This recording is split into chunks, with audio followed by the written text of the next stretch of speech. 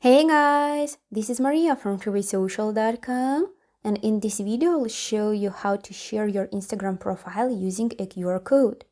Instagram QR code feature lets you share your profile and consequently help other people easily find you. Follow these steps and you will figure out how you can do it. Go to your Instagram profile tab, click on the three lines icon in the top right corner of the screen.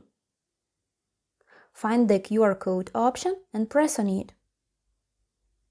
Your QR code will appear on the screen.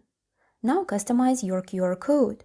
You can choose from design options like color, emoji, or selfie.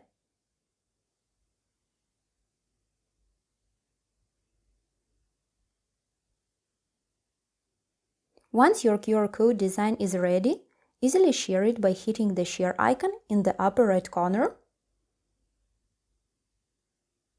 and selecting the app through which you would like to share your Instagram profile's QR code. That's it. I hope this guide was helpful and you were able to share your Instagram profile using a QR code. Don't forget to like this video and visit us at TrueSocial.com.